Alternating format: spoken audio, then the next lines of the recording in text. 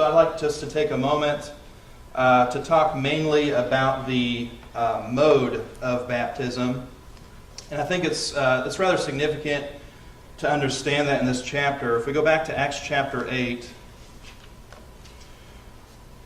Acts chapter 8, we read about them going down into the water, both Philip and the eunuch, and then coming up out of the water. Now, some people want to define the word baptism to mean sprinkle, sprinkling some water or pouring some water. But what makes more sense to you? Look at verse 38. They went down both into the water, both Philip and the eunuch, and he sprinkled him. Or, verse 38, they went both down in the water, Philip the eunuch, and he immersed him. Doesn't it seem a little unnecessary if baptism is just a sprinkling or pouring for them to go down into the water and then to come up out of the water? If it really just is a sprinkling of water, why didn't they just go to the shore? If this body of water they came across, or, he's making a long trip from Jerusalem to Africa, he probably had some kind of drinking water on hand. Why not just use some of that and sprinkle it on him right there and not even worry about coming to a body of water? And it just, if baptism really can be defined as a sprinkling or a pouring, it seems like they're doing a lot of unnecessary things here in this passage. Specifically going in and out of the water seems a little too much. Consider this translation. This is an older translation. It never became very popular. This is the New Testament put out by the American Bible Union, and the American Bible Union no longer exists. But here it says, he commanded that the chariot should stop, and they went down both in the water, Philip and the eunuch, and he immersed him. Now that makes a lot more sense in the context, when baptism is translated as immerse.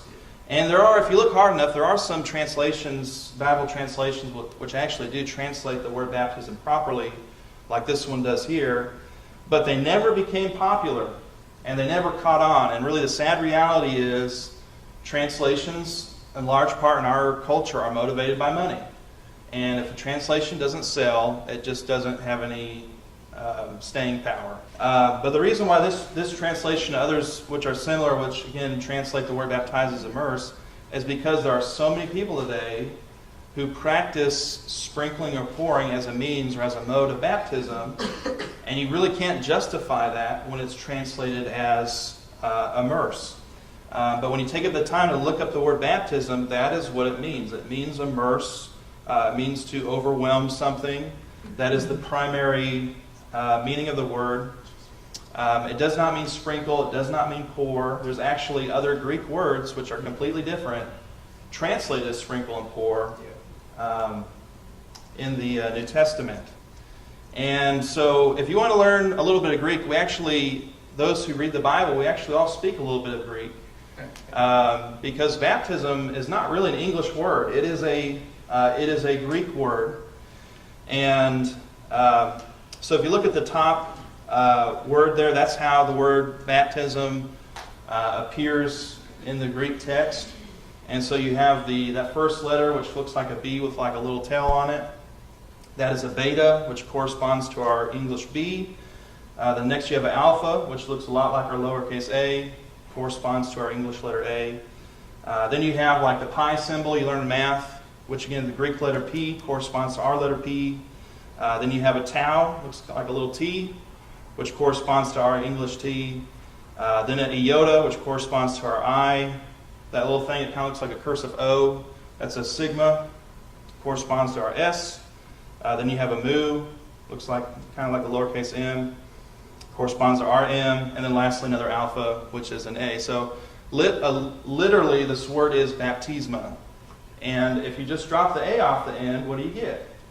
You get the word that we find so many times in our New Testament, which is baptism. And again, I'd like to stress this isn't a translation.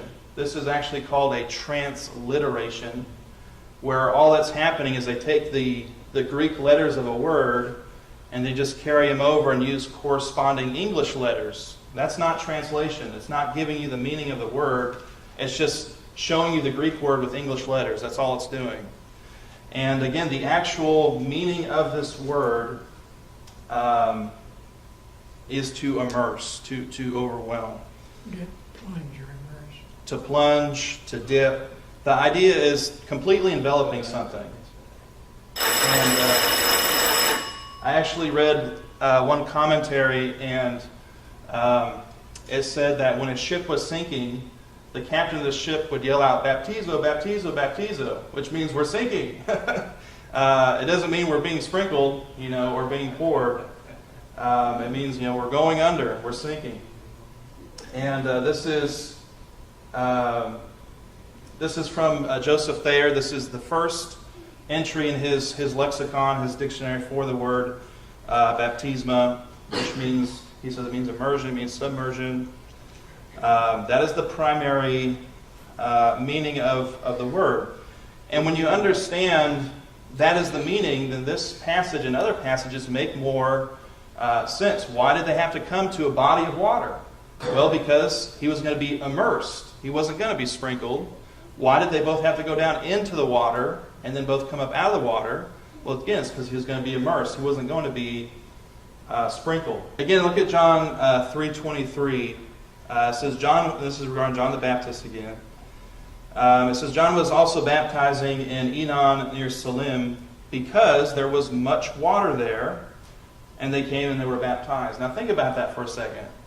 If baptism can legitimately mean sprinkle, then this verse makes no sense. It really makes no sense. Why would he go to this area where there's a lot of water if he could just sprinkle people with water? You don't need much water to do that, or to sprinkle. I mean, it's pretty, again, this passage only makes sense when you understand that it is a immersion. Again, going back to that other translation, the American Bible Union New Testament, again, it actually translates the word. John was immersing in Enon near Salim because there was much water there. That makes more sense, doesn't it? That makes perfect sense.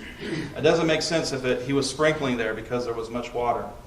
And it says they came and they were immersed. And then as Ron pointed out in Romans 6 and Colossians 2, baptism is a burial. Now, even if you take baptism symbolically, which I don't believe it is a symbol necessarily, but how is sprinkling someone, how is that symbolic of burying them? Or just pouring some water on their head? If you actually take someone and you plunge them underneath the body of water, that is symbolic of burying them. And that makes more sense than sprinkling or pouring.